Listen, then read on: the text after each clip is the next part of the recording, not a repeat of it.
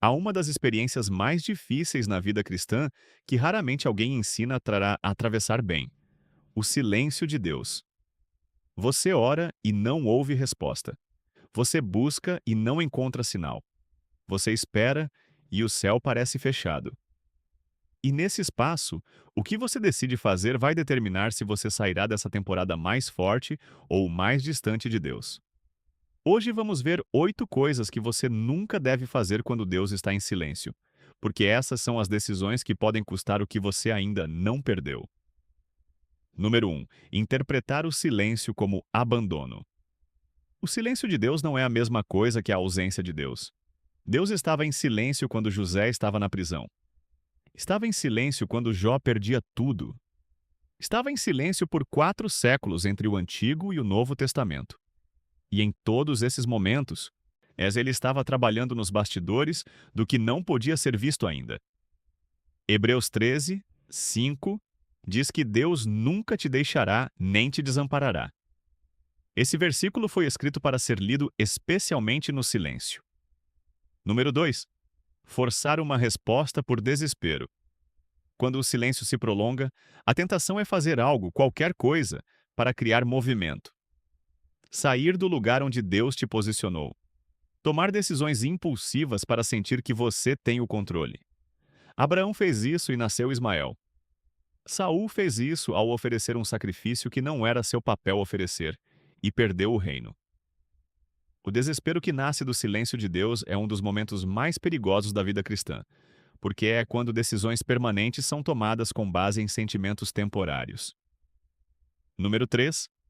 Buscar vozes humanas para preencher o espaço que é de Deus. Quando Deus está em silêncio, e há um impulso de consultar todo mundo, conselheiros, pastores, amigos, família, qualquer pessoa que pareça ter uma palavra. E embora a aconselharia seja saudável, substituir a voz de Deus pela opinião humana é perigoso. Você pode receber boa intenção embrulhada em direção errada. O silêncio de Deus frequentemente é um convite para que você aprenda a reconhecer a voz dele sem apoio externo. Número 4. Agir impulsivamente para criar a sensação de progresso. Quando você não ouve Deus, a pressão para fazer algo aumenta, e você começa a se mover apenas para não ficar parado. Mas movimento sem direção não é progresso, é dispersão. Salmo 46:10 diz para que você se aquiete e saiba que Ele é Deus. O aquietar aqui não é opcional, é um comando. E é especialmente necessário quando tudo dentro de você quer se mover. Aí é o número 5. Parar de orar porque parece inútil. Isso é exatamente o que o inimigo quer. A oração é o canal de comunicação com Deus. Quando ele parece em silêncio, o instinto errado é fechar o canal. Mas Lucas 18, diz que devemos sempre orar e nunca desistir.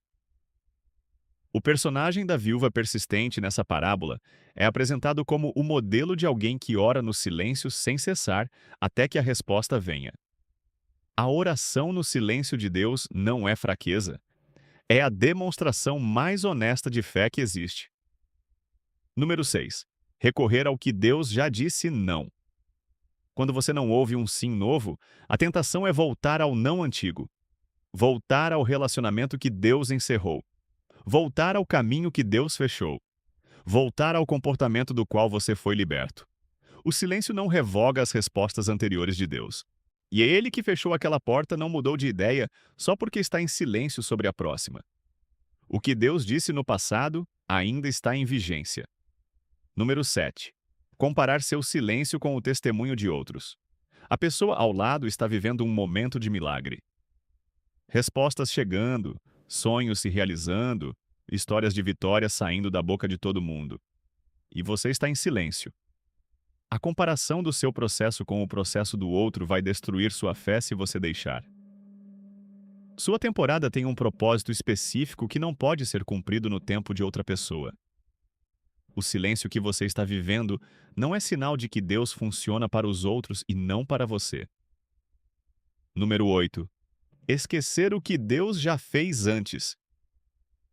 O silêncio tem um efeito estranho na memória. Ele faz o passado parecer distante e incerto. Mas Lamentações 3, 21 e 22 mostra Jeremias no ponto mais baixo da sua vida dizendo: Isso eu recordo em meu coração, portanto esperarei. Ele trouxe para a memória a bondade passada de Deus no meio da crise presente. Quando Deus está em silêncio, o seu trabalho é lembrar, rever as pedras de memorial, contar as vezes que ele foi fiel, porque a mesma fidelidade que operou antes está operando agora, mesmo que você não consiga ouvir ainda. O silêncio de Deus não é o fim da sua história, é uma parte dela. Frequentemente é a parte onde ele está trabalhando mais fundo e com mais cuidado. Não desperdice essa temporada com decisões impulsivas, com desespero ou com o abandono do que você sabe ser verdade. Aguarde com fé ativa. Ore sem cessar. Lembre do que Deus já fez. E confie que o que Ele está construindo no silêncio vai ser maior do que o que você conseguiria pedir em voz alta. Deixe um comentário com a frase: Eu confio em Deus até no silêncio. Compartilhe com alguém que está nessa temporada agora. E se inscreva para continuar crescendo em fé. Isaías 40, 31 diz que os que esperam no Senhor renovarão as suas forças. A renovação está vindo.